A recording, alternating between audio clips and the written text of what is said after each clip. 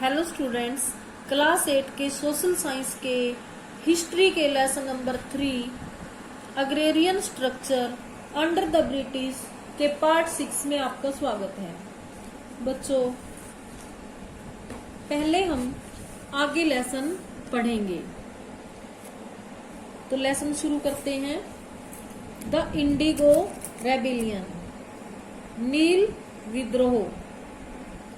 The Indigo Rebellion took place in Bengal in 1859 when thousands of peasants united together and refused to grow indigo anymore. नील विद्रोह 1859 में बंगाल में हुआ, जब हजारों किसान एक साथ मिल गए और उन्होंने नील की पैदावार करने से इनकार कर दिया। What was indigo? नील क्या था? The indigo plant primarily grew in the tropical regions. नील का पौधा मुख्य रूप से उष्णकटिबंधीय क्षेत्रों में उगाया जाता था।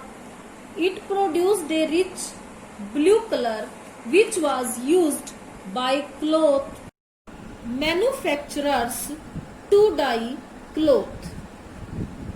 यह एक गहरा नीला रंग उत्पन्न करता था, जिसका प्रयोग कपड़ा निर्माताओं द्वारा कपड़े को रंगने में किया जाता था। India was also a big producer of indigo. Bharat भी नील का बड़ा उत्पादक था।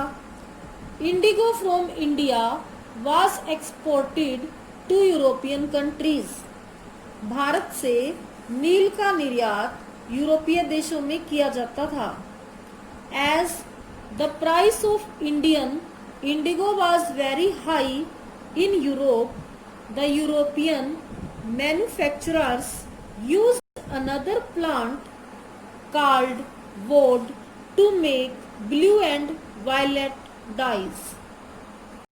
क्योंकि भारतीय नील की कीमत यूरोप में बहुत अधिक थी, यूरोपीय निर्माता एक दूसरे पौधे, जिसे वोड कहा जाता था, का इस्तेमाल नीला और बैंगनी रंग बनाने में करते थे। वोड, however, gave a pale and dull blue color dye.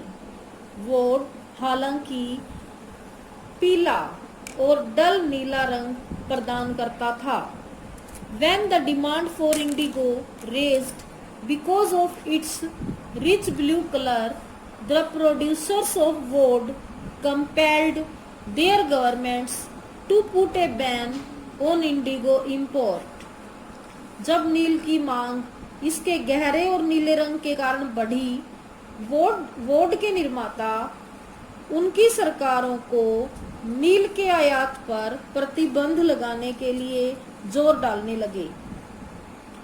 They were opposed by the cloth producers who preferred indigo to wood.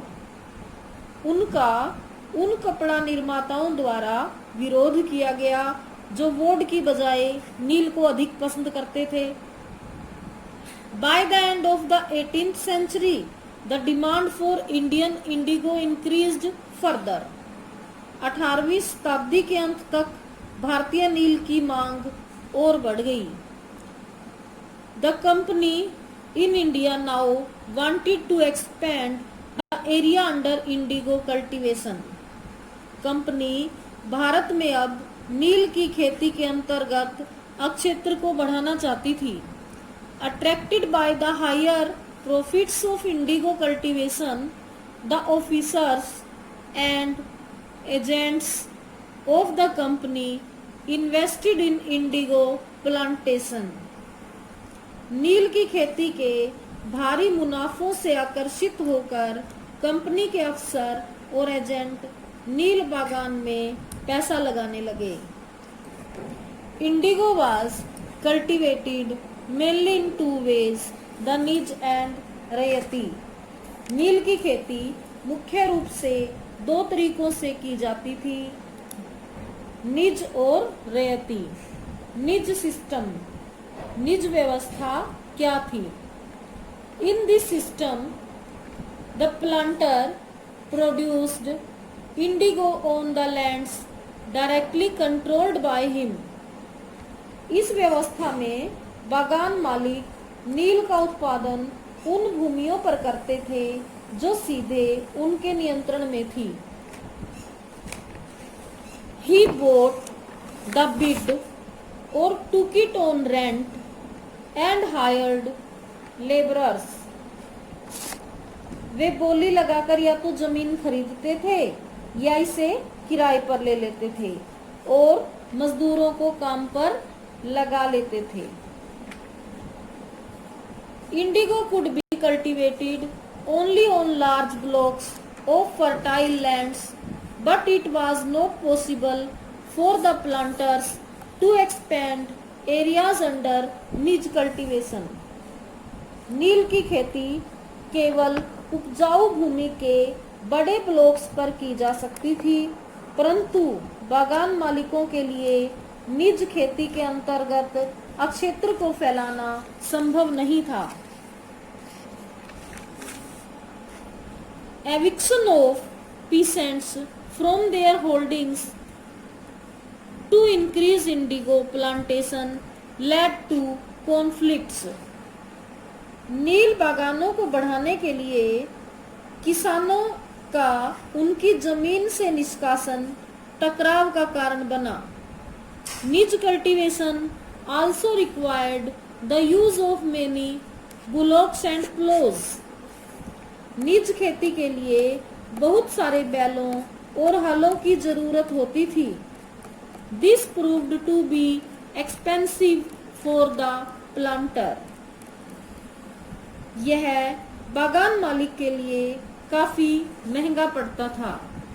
रैयती system, रैयती व्यवस्था। In this system of cultivation, indigo planters signed a contract with रैयत्स, peasants। इस व्यवस्था के अंतर्गत बागान मालिक रैयतों के साथ एक अनुबंध करते थे। They gave money in cash to the रैयत्स at low interest rates to produce indigo। वे रैयतों को नील उगाने के लिए कम ब्याज दरों पर नगद देते थे। The रैयत had to grow indigo in at least 25% of his total area of cultivation। रैयत को अपनी कम से कम 25% जमीन पर नील की खेती करनी होती थी। On delivering the indigo crop to the planter, a new loan was given to the रैयत for fresh production। जब नील की फसल बागान मालिक को सौंप दी जाती थी तो ताजे उत्पादन के लिए रैयत को नया कर्ज मिल जाता था। This cycle continued along with the ever increasing loans। यह चक्कर हमेशा बढ़ते कर्ज के साथ चलता रहता था। The planters forced the रैयत्स to cultivate more and more indigo। बागान के मालिक किसानों को अधिक से अधिक नील उगाने के लिए कहते थे। This affected the fertility of soil as the deep roots of the indigo plant left the soil dry। इससे जमीन की उर्वरता प्रभावित होती थी क्योंकि नील के पौधे की जड़ें बहुत गहरी होती थी और मिट्टी की नमी को सोख कर उसे सूखी बना देती थी। बच्चों, आज हमने नील की खेती के बारे में पढ़ा कि यह दो व्यवस्थाओं के तहत होती थी, निज और रैयती। किसानों पर और जमीन पर इन व्यवस्थाओं का प्रभाव भी हमने पढ़ा कि किसान कैसे कर्ज के जाल में फंसते चले गए और जमीन बंजर होती गई। कल हम इससे आगे लेसन पढ़ेंगे। अब हम कुछ शॉर्ट आंसर टाइप क्वेश्चंस करेंगे। Question number 1, what did the British do to increase their financial resources? अंग्रेजों ने अपने वित्तीय संसाधनों को बढ़ाने के लिए क्या किया? Answer, it was necessary for British to increase their financial resources to maintain the expenses of administrative bodies and army. प्रशासनिक इकाइयों व सेना के खर्चे चलाने के लिए अंग्रेजों के लिए अपने वित्तीय संसाधनों को बढ़ाना आवश्यक था। For this besides trade they focused on different sources of revenue. इसके लिए व्यापार के अतिरिक्त उन्होंने राजस्व के दूसरे स्रोतों पर ध्यान केंद्रित किया। The land revenue was farmed out for more profit annually to the highest bidder. अधिक लाभ कमाने के लिए वार्षिक भूमि राजस्व ऊंची बोली लगाने वाले से वसूल किया जाने लगा। The tax collector used to collect more revenues and did not pay attention to quality of land and peasants were exploited। लगान वसूल करने वाला अधिक से अधिक भूमि राजस्व इकट्ठा करने में दिलचस्पी रखता था और भूमि की गुणवत्ता को सुधारने पर कोई ध्यान नहीं देता था और किसानों का शोषण होता था। To check this they introduce the quinquennial settlement recurring every 5 years, the decennial settlement recurring every 10 years, the Mahalwari settlement, the ryotwari settlement। इसको रोकने के लिए उन्होंने पंचवर्षीय व्यवस्था, डिसेनियल व्यवस्था, महलवाड़ी व्यवस्था और रैयतवाड़ी व्यवस्था शुरू की। Question number 2, discuss the merits and demerits of the permanent settlement of Bengal. Bengal के स्थायी बंदोबस्त के फायदे और नुकसान बताइए। Answer, following merits were assumed about permanent settlement of Bengal, that is decennial settlement। Bengal के स्थायी बंदोबस्त के निम्नलिखित गुण माने गए। जो कौन सी व्यवस्था थी? डिसेनियल व्यवस्था। Point number 1, this would ensure a fixed and permanent income for the state irrespective of the produce. यह उत्पादन से परे राज्य के लिए एक निश्चित और स्थायी आमदनी सुनिश्चित कर देगी। इसका मतलब यह है कि राज्य को तो उतना ही लगान मिलेगा जितना उसने तय किया है, चाहे किसानों की फसल अच्छी हो या न हो।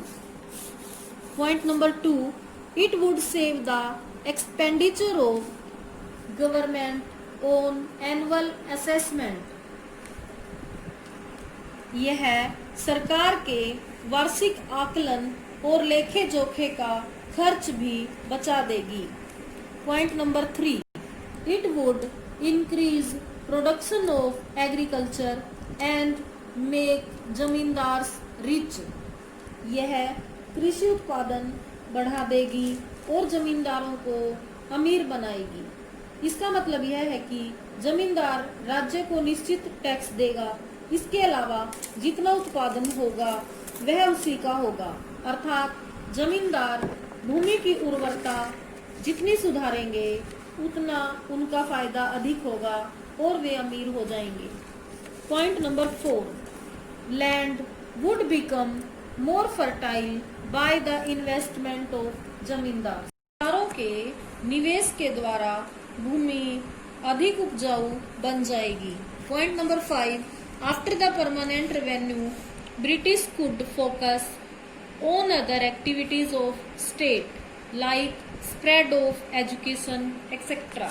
स्थायी लगान के बाद अंग्रेज अन्य क्रियाकलापों पर जैसे शिक्षा के प्रसार पर ध्यान केंद्रित कर सकते थे। डीमेरिट्स ऑफ दिस सेटलमेंट, इस व्यवस्था के अवगुण। Point number 1, it created feudalism at the top and serfdom at the bottom. इसने सबसे ऊपर सामंतवाद और सबसे नीचे कृषि दास की व्यवस्था कायम कर दी।